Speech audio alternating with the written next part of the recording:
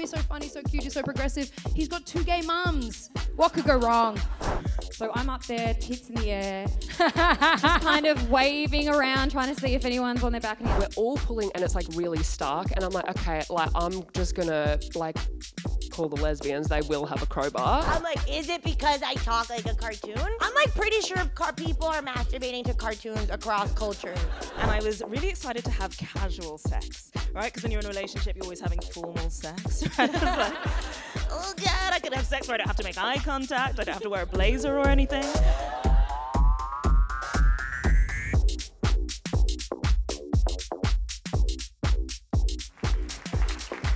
What? Can't believe this, Pip. We're back again and we've gone bigger and better. I can see people at the back up there. Let's go. Wow. Thank you all so much for being here. If you don't know who we are, for some reason someone's brought you along. My name's Dee Salmon. I'm Pip Rasmussen and this is the Hookup Live podcast. We have got a theme for the show this year. Last year it was kind of just like cooked hookup stories, and this time we thought let's get a narrative arc in there. So the show, we're basing it off the prompt, when did you know? So our comedians are going to come up and tell stories about that, but we thought we would warm you guys up, wet your whistle a little bit. So we'll start off maybe with our own. Yeah, Pip. So, okay, there got to be stories like, when did you know it was time to break up? When did you know they were the one? When did you know you were in love? When did you know when you got the ick? When did you know you were over them and you were like, I'm free, like the meme with the chains breaking off? Do you have a pivotal moment in your life when you just knew? Yes. I'm going to tell you a story about when I knew that an age gap does not matter in a relationship. Yeah.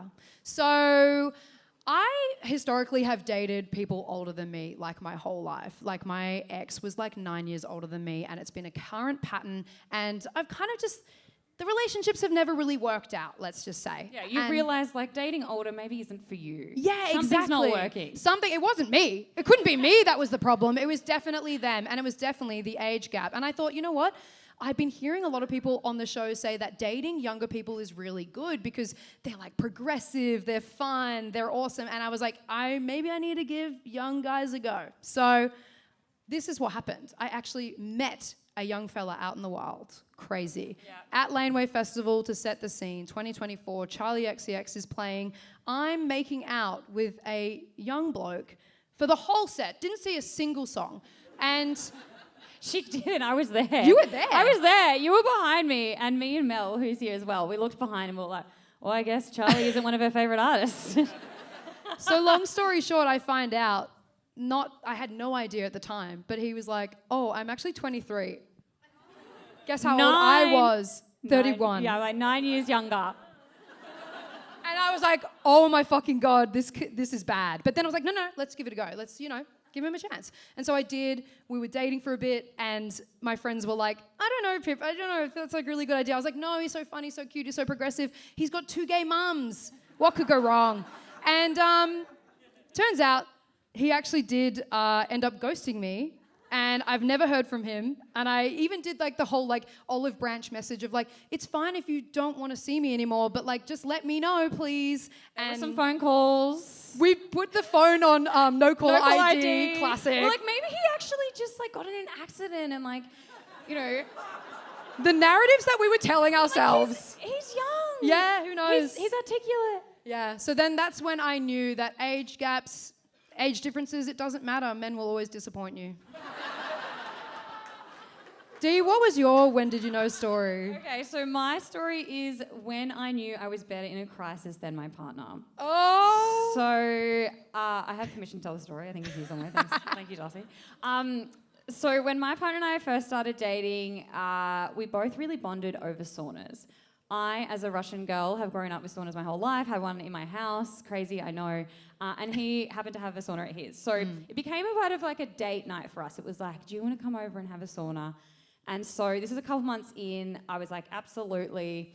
His sauna is on the 3rd level of the house. So let me explain it to you. It's basically on a balcony, a really small balcony, just the sauna and a door.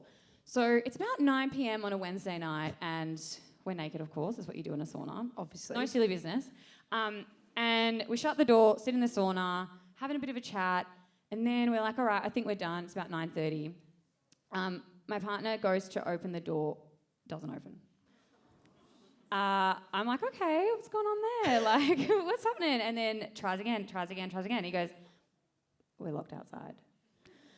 No phone. No phone. Completely naked. Completely naked. No water.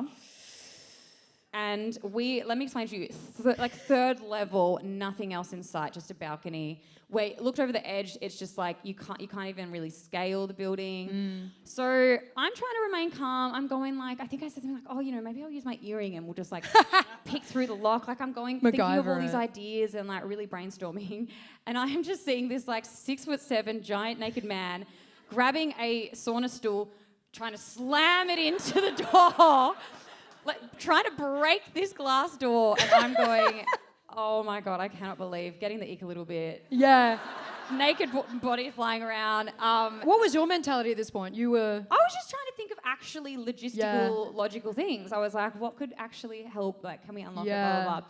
And then he's like, I'm going to have to scale the building. And I'm like, oh my God. You cannot scale the building. It's also raining. Yes. Oh, and God. he needs his Of body course. for his job. Yeah. And so I was like, please, he's like halfway over climbing, it's slipping. I'm like, please, like, I don't want to end with like you breaking your back. So I reckon by this point we've been out there locked for an hour and I'm going, what are we going to do? And then I had the idea, I was like, do you know what I'm going to do? I'm going to jump up over the balcony ledge and I'm just going to, so it's basically an apartment block where there's heaps of other apartments around and I'm going to have to wait until I see someone come out on their balcony or if anyone has their door open and I'll scream out to them for help. So I'm up there, tits in the air, just kind of waving around, trying to see if anyone's on their balcony. I see over in the distance, this like woman comes out to put her washing out and I just scream, help! I was like, hello? You over there? I was like, can you please help me? And she's like, hello? And I'm like, tits out going, I'm really sorry, but we're locked out on our balcony and we can't get in. And then so she's just like, oh, come, we shout out the name of the apartment. She comes out the front. I'm so embarrassed and mortified. And we basically had to scream down the lock code for her to come into the house, get the key. Yeah. And eventually, the neighbour came over and she kind of went like this and was like, I'm not looking. And then opened the door. And then we kind of, thanked her so much and said goodbye. And we both just kind of lay on the couch and were like silent for an hour, traumatised. But I realised, I was like, wow, you might be on high demand, high intensity fields every week, but I, sir, am better in a crisis. Yes. Oh, I love that. Well, we're going to bring on some comedians now to tell their stories of when did they know. Please give it up for Lou Wall! Hello, Lou. Hello. What's up? What's up? Now, look, tell us about your show. It's called Where Are All the Tall Grandmas? Yeah. What the fuck does that mean? Any in? Any tall grandmas in? Any around? Glad I wrote the show then. Essentially, it's not really a comedy show. It's an FBI investigation into where the fuck they are. Because I'm tall. I'm like 6'5", so I need to figure out what happens next in my future. Right. And how have you found dating as a tall person? I feel like we've done an episode on this, like height in dating, and people have really polarizing opinions on it. It's crazy because I think in the gay world, it kind of doesn't matter at all, right? Because like in queerness, you're already subverting gender, right? So I used to be a lesbian and I will say I'm bisexual now, but when I was a lesbian, I made it my life goal to erase bisexuals. It's really a thing. It's really a problem. Anyway, how the turns have tabled. I used to, like, one of my exes was like 5 foot, like fuck all, and they were transitioning, so they were on T, transmask, and when you take T, like often you go through like a second puberty, and so they looked really young. I'm 6'5", I've looked 40 since I was 12. Like people, like when we would hold hands walking down the street, I think people would think that I was like taking my son to school. Like, No. But like height to me like doesn't really fucking matter in queer relationships, but in straight relationships, like men get so like. But what I have been doing, which I know is bad and I shouldn't, but I think it's funny, is. So I won't put my height in my bio in the dating apps, right? I feel like it's a guy thing to do. I won't put my height, but when I go, Yeah, and when I go on dates with straight men, I will like get there early and I will start seated. And then when they enter, I just rise. What's the reaction?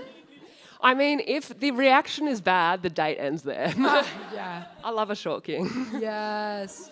All right. So, are you ready to tell your story? Yeah, what's your when did you know, Lou? Mine is, when did I know that first impressions counted? And I guess I've told this story. I used to do this bit as a stand-up bit, but no one knew the context that I was actually going on a date at the time. So essentially, this happened many years ago. I was going on a date with a guy. Obviously, I had to get there early. And I'm walking and it starts to like kind of rain and I'm really close to the restaurant we are meeting at. And so I start like, people who wear glasses know that when it rains and the rain gets on your glasses, you can't see. So I like started doing this and like looking down and I'm walking across the road and just before I hit like the curb, there's one of those grates that, I don't know if like, I think Sydney has them as well, but like a very Melbourne like grate, drain and like a little hole. And I see a puppy in the drain. And so immediately, like, the date goes out of my mind. I'm like, it's a rescue mission. And so I kind of start, like, freaking out. Like, I try and, like, pull it, but it's not budging. Like, it's, like, really jammed in. And then, like, I'm, like, like, there's a couple of skaters across the road, and I'm like, put down your vapes. This is an emergency. Like, yeah. And two other people stop and we're like pulling, and by this time it's like the water is also rising in the drain. And I know these type of dogs, it's like looks like quite golden and brown, like maybe like a cavoodle or something. And I'm really starting to like freak out. There's like no one around, so I'm like, whose dog could this possibly be? And we're all pulling and it's like really stark. And I'm like, okay, like I'm just gonna like call the lesbians, they will have a crowbar. And so I call my ex and I'm like, got a crowbar, bring your tools. And then I also like called my old boss because he had a restaurant on that street and he came like 20 minutes later. He brought like a fork. I was like, can't. Can never trust a man. I keep saying. Yeah. Crisis. And then, so by this time there's about 6 people, right? And we're literally all pulling. My ex has come, that she has a crowbar, and it is really fucking not coming off. And it starts to like downpour. And you know the Melbourne downpours, like when they happen, you're instantly soaked. So I feel like quite bad that like we can't get this dog out, and then also that I'm making all these people get like sopping wet. And we're pulling, and then finally, once we put the crowbar in, one side level that up, and then on the other side level it up. We open the drain, and I'm like, thank God, like I'm like tears of relief at this stage. Yeah. I jump into the drain, I pick it up, and that is when I realise it's not a dog, it is a croissant. No! What do you mean? Are you serious? You didn't like seeing eyeballs and barking? You weren't like, come on over here, like. I wasn't. It's hearing bark. Lou. Are you serious? Did no one else around you notice that? No, because the water was coming up by the time. And so I naturally am like, this is the worst day of my fucking life. Like, I'm a myopic bitch. And then I don't know how it is possible to make this situation worse. But there's 2 guys standing there. And what I don't realise is that one of these guys is my date. No. And he turns to the other guy and thinks I'm out of earshot and just goes to him, does she think that's her dog? And then I say the worst thing a queer Gen Z person from Melbourne can possibly ever say. I go, my pronouns are actually they, them.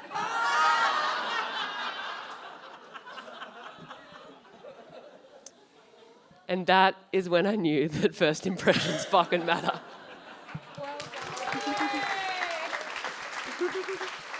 I love that so much because as well, when we were chatting backstage, you were like, I think I want to save the punchline. And Pip and I were like, yeah, let's like save the punchline. And I was floored. That is so funny. I think you need to check your prescription glasses. Something's not right here. Yeah, absolutely. Everyone give it up for Lou Wall! All right, let's give it up for our next guest. It's time for Fergus Neal. What's up? What's up? Oh, gorgeous. So, just I love it when someone gets comfy. I love that sound. Well, Pip and I always try and create a bit of a lounge room vibe. So, like, just knowing that you can sit there and just be like, oh, I'm at home. Yeah, It's very chill in here. it's good. Welcome. So, obviously, you know the theme. Yes. When did you know? What is your story that you have for us today? Mine's like, when did you know you'd do anything for a crush? Oh, I love this. I think early dating, like you just put the blinkers on and you'll do literally anything so that they'll love you. Okay. Take it from the top. So I was, this is like third date with my girlfriend now, and we were walking from Richmond. We're going to Pellegrini's, all right? Beautiful Italian restaurant in the city. I'm appealing to a Melbourne crowd here.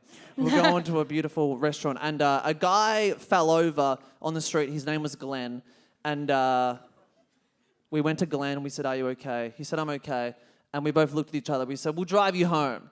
You know, because, you know, I'm trying to be a hero here, you know? I'm like, "We'll drive you home." My girlfriend's like, "Yeah, we'll drive you home for sure." And so we're like, "Where do you live?" He says, "Dalesford." Can you explain that to anyone who... I'm sure everyone from... I was is here like, from Melbourne. fuck! Yeah, where is that in relation? 3 hours away, right? It's further than my Renault Scenic can drive. So we drive 3 hours. Wait, so you were like, sure. You and your Yeah. girlfriend were like, yep, we'll take you. I was lonely. I was like, I will drive this man anywhere. And my girlfriend's saying that we'll drive him. So we drive him to Dalesford, and in the car, it turns out he's like a artist, professional tarot card reader. So he does our tarot on the way. Wow. We get there, we drop him off, he's okay. We come back to Melbourne, and yeah, my girlfriend, she's like, "I thought you guys were gonna murder me in the woods of Dallas." I'm like, "Why didn't you say anything?" She's like, "I wanted to get my tarot read." I was like, Was it a good tarot reading? Do you remember? yeah, I think, I mean, it turned out this guy was like one of the oldest stencil artists in Australia. So then the next day we went to his exhibition in Melbourne, and now me and Glenn, we follow each other on Instagram, and I'm like, "You've got to MC our wedding if it comes into fruition." God, yes. Give it up for Glenn. Give it up for Glenn, yeah. So like basically an Australian Banksy. It's kind of, yeah. Wow. Except we know who he is. Yes. we really got to know him on that 3-hour car journey. So you then spoke to your girlfriend, you're like, I just did that because I was trying to impress you. Well, now we're like, we would probably just walk past. Sorry. No, I know the feeling. When you're on your best behavior, right? When you first meet somebody and you just go so above and beyond. You'll do anything. Like, there are probably first dates in here. Are there any first dates in tonight? Oh, there are. What? Like, they're in the stage now. They're going to do anything today to impress the partner, you know? They're being careful what they laugh at, and Yeah. you don't even look at your bank balance. You're just touching and fucking going, It's Jesus true. Christ. Do you feel like people, like for the first stages, do you think you should milk that for all it's worth? I feel like, you know what I mean? Kind of just take them for a ride a little bit. See how far they'll go. I love you, like, just exploit this. Go to Dalesford. Yeah. Really great way to start. Go to the hot springs. Check it out. It's very lovely. Yes. Meet Glenn. Fergus, I love that story. That is incredible. And give it up for Fergus, everyone. Thank you, Fergus Neal. Thank you. All right, our next comedian coming on to tell their story. Please give it up for Lara Ricote. Hi, Lara. Hi, thanks for saying it together. Oh my gosh, thank you so much for coming down. And by coming down, I mean you have been jet setting all around the world. Yes. Yes. Tell us a little bit about Miami, Amsterdam, London. Yeah. Being a world tour queen. Thanks. I live in London, but I am Mexican, and then I grew up in Miami, Florida. Not my fault. And then I moved to Amsterdam to study political theory because that's what I was interested in at the time. And I still think it's good, that study. I think that's a good study. But then I became a comic, and so now I do this. And then I moved to London just now because I went through a big breakup. Shut up about it. Oh. Okay. Noted. How do you feel about Australia since you've been touring so much? I like it so much here. I like doing my show here so much. It's so fun. I really think it's worth all the time because you guys kind of get me. Yeah. Yeah, I feel got. I feel got when I feel get. got? Yeah, I feel got in the good sense of the word. All right, well, the theme today is when did you know? Yeah. What is the story that you're going to share? When did I know? Don't listen to your horny sister. Not like, don't listen to her. Don't only listen to her. Listen to yourself also, girl. Okay. All right, please explain. I need to know more. So I go on field, whatever, okay? I go on field and I meet this guy. This guy, 6'7", Salvador Dali looking, okay? He's like this. I like him. I'm into him. I can't even believe that. I'm like, yep. And I do think, like, the guys that you're into, like, their physical attributes, they say a lot about, like, where you're at. Like, I used to like men with really small eyes and very big mouths. Like, men who are, like, they're, like, mysterious. And they got, like, a lot of ideas they're talking about, but you don't know where they got them from, but they're talking a lot. And now I like men with, like, really big eyes and really small little mouths. So the men, they're, like, in awe of the world, but, like, they just, like, meditate. That's what I like now. And this guy, big eye, little mouth, mustache. And I'm like, we meet up at a bar. It's, like, kind of exciting. We, like, make out in the bar. I'm like, I'm alive. And seriously, I am. It feels like that. And then we go back to his. He's funny. He's, like, interesting. It's nice. And, like, I haven't had sex since my breakup, and it's been 6 months. Not for lack of trying. I have been trying to have sex. Every single guy I've tried to have sex with did not have an erection. And literally, I'm like, is it because I talk like a cartoon? Is that the thing? I'm, like, pretty sure people are masturbating to cartoons across cultures. No, they definitely are. They definitely are. Cartoon is a big type of porno. Hentai is like one of the biggest. It's in the top 5. It's top 5. Yep. Hello. But whatever. This time it's nice. It works. We have a really lovely date, like a really fun date, and, like, we stay in bed all the next day, and, like, we, like, watch movies and we smoke weed and we have sex. And I really hope it counts if you smoke weed and have sex if you've smoked weed, because if not, I'm a virgin. That's just a joke for you guys. And then we decide, okay, maybe we do this every once in a while. Like, maybe we have, like a 24-hour boyfriend-girlfriend type of thing. It sounds amazing, like, once a month. And then time goes by, and, like, I go back home, whatever, and then I come back, and he invites me to his 30th birthday party. Okay, this was all prelude. Now we're going interlude. He invites me to his 30th birthday party. He puts me in a group chat with, like, 250 people. I'm, like, pretty excited that I'm in there. I'm like, great. I'm, like, random girl number 3, you know? Like, I'm like, okay, awesome. I'm going to a party. It's London. This is how I feel. And I go to the party, and, like, I'm having a great time. I'm dancing. It's really nice. I bring my sister with me, not because I don't have any other friends, but because my other friend was busy. And I'm, like, dancing. I'm really enjoying myself. And at the end of the party, it's, like, 4 a.m., and I'm leaving, and I'm going to tell him, like, hey, I'm going to go. And my sister goes, my sister, what you have to know about her is she's horny, okay? That's, like, her main attribute at this moment of the story. She's horny. She's like, just grab him and, like, give him a big kiss. Like, give him a big kiss. Because she wants to give somebody a big kiss, but she can't because she doesn't know anybody. But I know one guy. She's like, grab him. Just give him a... And I'm like, I don't know if I give him a... She's like, yeah. And I'm like, okay. And I go, and I give him this big kiss, and he's a little bit, like, startled because 250 people of his that he knows from his life, and I'm random girl number 3. And, like, I'm like, whatever. he's like, and he, like, walks me outside, and he's like, he, like, gives me a kiss there. And now you have to know, I'm on a little bit of MDMA. I'm on a little bit of MDMA at this point of the story. And it's important for you to know that because, also, just a little bit. Okay, if you take a tiny little bit, the next day you kind of wake up like this. Not bad, just a little bit of it. We kiss, and, like, I'm on a little bit of MDMA, and I don't give a little tiny shit about this kiss. It kind of sucks, and I go, okay, well, MDMA is like a revelatory drug. It's not like it doesn't lie to you. But then he goes, hey, my ex-girlfriend wants to gift me a threesome for my birthday. As a present? As a present. And it's his ex. Yeah, so they've been, like, not together for, like, 10 years or whatever. I don't know this guy. And I'm like, how's she gonna give you a threesome? She's only 1. And he's like, no, you would be the 3rd. And I go, I understand. And what's it called? He's like, I go, what does she look like? Because she could be Salvador Dali little. I don't know, you know? And I'm like, what does she look like? And she shows me a photo of her. And in the photo, she is wearing a crown because she is a beauty pageant queen. Yeah, she's a beauty pageant queen. This girl looks like when you're 10 and you're a boy and you look up hot girl boob, please. That's what she's AI, okay? AI girl. Yeah. She looks like something I never seen in real life. And I go, she wants to have a threesome with me? Because I'm like pretty sure we have really different ideas of what sexy is. Like, I think sexy is like when a tooth is like a little bit above another tooth. And I'm pretty sure what she thinks sexy is like the computer. Yeah. And I'm like, I don't know. And he goes, she wants to have a threesome. Like, she'd have like a threesome with like a booger poop person. And that's what he's referring to me as. And I'm like, oh, well, that makes me feel amazing. I go, okay, I don't think I want to have a threesome. Like, I think I'd like to feel like desired, if anything.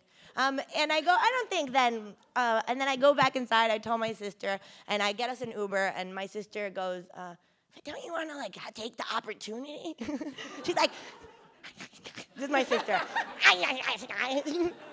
She's like, you don't want to like when are you gonna have the opportunity to like have a threesome? And I'm like, well, maybe if I smoke a little bit of weed, I might have a threesome. I've never had one. You go, when am I gonna have the opportunity? I go outside, I smoke a little bit of weed, my sister leaves, and he comes out and she comes out. Like, they come and they don't even look at me, okay? They just pass by. Oh, and before that, I go to him and I say, okay, final answer, I'll have a threesome.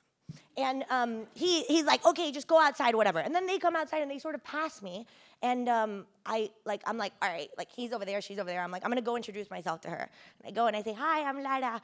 And she goes, oh. So she has no idea she's about to have sex with me. Oh. I'm like, girl, you got no idea. No, but and then she kind of like moves away and I'm like standing there like, what the fuck is going on? Like, why am I waiting here to have sex with two cartoon people? I'm like, what am I doing? And I'm like, I'm gonna call myself an Uber. I call myself an Uber, and I'm like, I'm just gonna go and tell them, like, I'm not doing this. And my mouth gets extremely dry, okay? Like, I've never had such a dry mouth in my life. And my upper lip is like this, okay? I'm like this. And I go to him, and I go, hey, you communicated this badly. I'm like, you communicated this badly, and I think I'm gonna go. And she's like, no, Lara, don't go. Because now she knows who I am. I guess he told her, whatever. And I'm like, no, yeah, I'm leaving. I don't think... I'm like, this could have been like a really sexy threesome, but like, I don't think like... And I was like, happy birthday. Happy birthday. Happy birthday, man. I said it really nice. And then I got in the Uber, and then I recorded the conversation that I had with the Uber because he asked me like how was my night. Yeah. And I was like, yeah, it was really good. I went dancing. That's the end of it. So you got your Bugs Bunny ass right out of it. Yeah. I'm obsessed with that, Lara. That was straight up. That was straight up. I'm not even for 1 second kidding. Wow. Was your sister disappointed? She was apologetic. She was like, I'm so horny, I can't even believe. Like, every sign it was like, these people were like, I guess if you want to have a threesome. I'm like, I guess. Everyone's like this. My sister was like, she's not even a part of it. Honestly, I think your sister needs to go have a wang. Like, you should, like, She does. Like, you should have introduced her to him. Yeah. Everyone, Lara Ricote, thank you so much. Thank you. Honestly, sometimes people just need to rub it out. The sister is a bad influence. I know. The devil on the shoulder. I really thought the story would end with her being like, and then my sister. Yeah. I thought was that too. So funny. All right, our final story you're about to hear is from comedian Sophie Duker. Woo! Welcome, Sophie, to the stage. Okay, Sophie, I have to say, when we told our friends that you were coming to be a part of the show, I was like, yeah, Sophie Duker. And they're like, oh, from Taskmaster? Yes. Hello, everyone who doesn't know. This is the winner of UK Taskmaster right here. Oh, thank you. That's right. Yes. It's a game based on skill and talent. And apparently licking a lot of things. I licked a lot of things in the show. It was not required, but I felt get the tongue out. You got to get out the moneymaker when you're on a format, That's right? true. Well, look, we've got you here to tell a story about when did you know? Tell us, what is it? Okay, so this is a story about when did I know that they had baggage.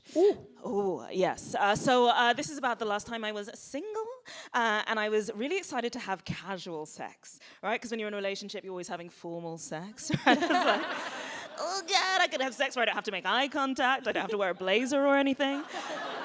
So I had 2 dates set up, 2 dates in 1 week. First date, I got on the date, very exciting dinner date. I didn't know not to do that. Got on the date, and first thing I noticed was that the girl wasn't wearing any socks. Okay, I know this Wait, is what kind Australia. of shoe You was have a she different wearing? climate. Okay, no, let me. Sorry. I'm Call getting me ahead of myself. old-fashioned. I think you should have a bit of fabric underfoot on a first date, right? Wear your church shoes. First thing she asked me, right, before we even ordered our starters, was this. She was like, if you could erase one thing from your life, what would it be? If you could erase one thing from your life, what would it be? Firstly, I think it is very wild that an adult woman in Crocs is asking me about my mistakes. Also, I don't know you.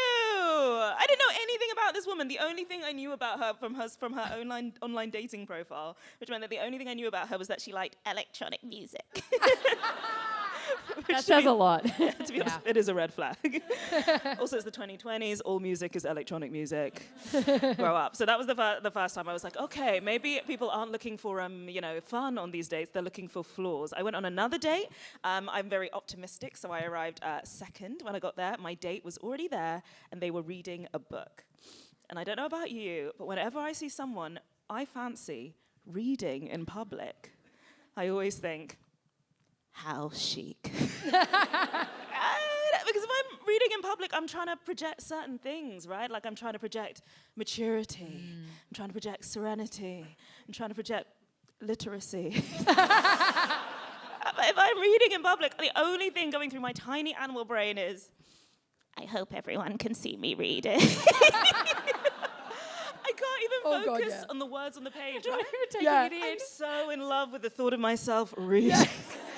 I'm like, oh my God, I look beautiful. I look like a French woman in a film. So and as I see them, they're reading. They can't see me, but I can see the title of their book that they are reading. And it is a book title that was not familiar to me then, but is painfully familiar to me now, right? It was probably familiar to you, might be familiar to some of the queers, some of the frequent daters in the audience. It is a book that was entitled, if you know the title, you can finish it for me. It's a book that was called The Body Keeps the score. Thank you.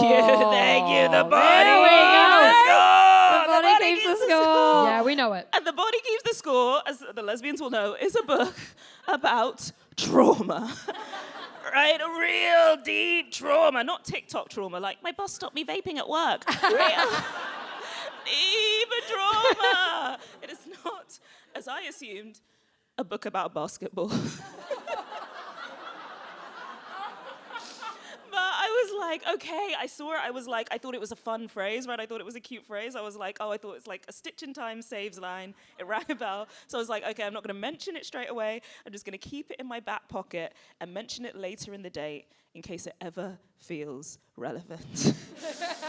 So then we had a very normal conversation for about 40 minutes. We're getting on. And then they say something like, oh, you got the first round. I'll get the next one. And I go, the body keeps the score. I can't explain to you how unhinged that is. What was her face? She was. It's immediately just like dropped, right? I was like, this is terrible.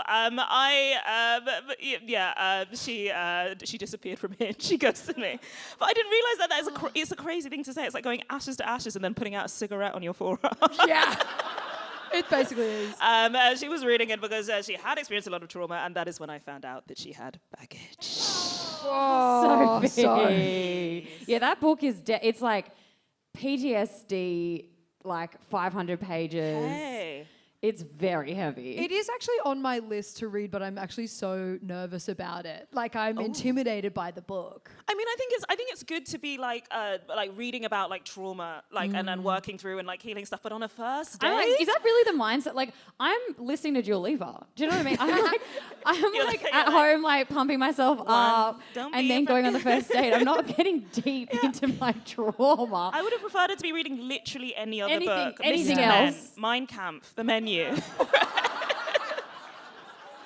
body keeps the score. Oh God, Sophie, thank you so much for Thank telling you that so story. much. Thank you for having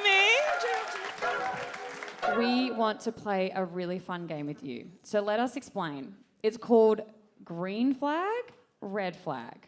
I wonder what it could mean. Dee, please explain. So Pip and I, if you've got those cards handy near you, Pip and I are basically going to read a bunch of things and you will get to decide if you think it's a red flag or if you think it's a green flag. We have a very special guest who's going to help judge what is a green flag and what is a red flag. Can we please welcome to the stage Mr. Dave Woodhead? Woo! Woo! Now, look, you've got a little gavel. Have I got the gavel? Here Somewhere over there, behind these there. boxes. Sorry. So just quickly as well, for anyone who isn't familiar with Dave, Dave Woodhead is a comedian. You've got a show happening. How Also, the fuck did I miss this the first I know, time? I was like, he's breaking the set. Oh my Oh my gosh. God. He's also the presenter of Triple J Lunch as well, by the way. Huge gig. Thank you. Oh, I was like, sorry. where's the woo? That's a massive gig. Yeah, yeah. Dee, do you want to start us off? All right. They have no social media. Hold up your green flag Or your red flag? or your red flag. Oh, okay. Lot of green. I'm thinking more green than red at this point. What do you think, Pip? Is that a green flag or a red flag for you? I think for me personally, green flag. Green flag? I think, like, you know, if they don't have a history, I'm literally like, great, clean slate. Don't need to worry about it. What about you? If I can't judge you very quickly, I'm going to be very upset. The other day, my sister went on a date with a guy and she was like, he doesn't have any social media. And I was like, ask for his LinkedIn. Oh! And he gave it to her. And I said, I need to stalk this guy. What's he do for a job? Googled him, looked up his whole life. Yeah, so if I said, like, oh, I'm dating someone and they don't have social media, you'd be like, psychopath. Oh, Who absolutely. are they? They're off the grid. They're dangerous.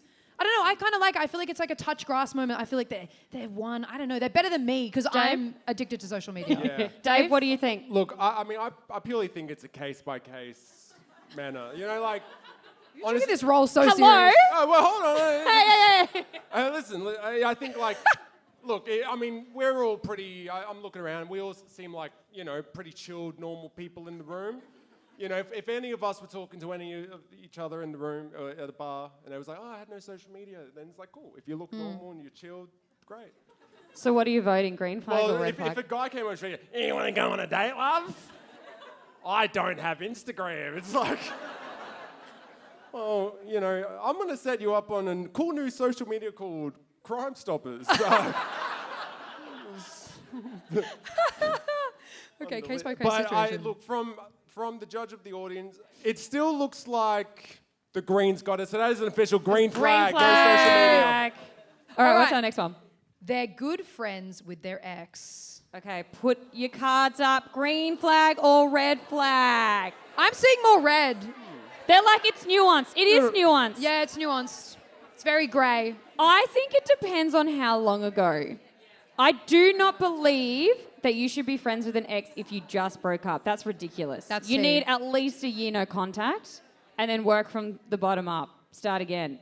If Yeah. they're like, oh, we dated when we were in high school and we realised we were just friends and it's been 10 years and now we're best buds, great. Yeah, I think it's a green flag overall for me, though. I feel like it's a sign of emotional maturity. It kind of shows that maybe there wasn't like some kind of toxicity. You were like able to like maintain a friendship, but I don't know. It's tough. Dave? All right, Dave. I don't think it's tough at all. What the All right, fuck my what drag. the fuck? Yeah, if they haven't talked for a year and then they, oh my God, it's been a year. We've got so much to catch up on. No. It's a red flag. I'm All gonna right. agree that. Thank you. Cool. Okay, they keep their socks on during sex. Red flag or green flag? I'm seeing more red. I'm seeing red. I'm seeing more red. This is the loudest the discussion's got in the whole night. I feel like people on first dates are really getting to know each other right now. Yeah. Yeah, I think there's a whole argument happening in the back there. Fists are getting thrown. What do you think? Order. All right, what do you think? I think it's a green flag. I personally, God forbid, I have poor circulation and I'm going to be more horny when my feet are warm. So you're telling me you're looking at a completely naked body, except for some socks with probably have some characters on them, depending on who they are. you like funky socks. People like funky socks. And you're telling me that hasn't given you the ick? Nah, I think it's sexy. I think it's cool. I think that they care about their body, and the socks stay on during sex, right? They stay on. Sick. All right, Dave. I think there has to be intention with the socks, like, you know.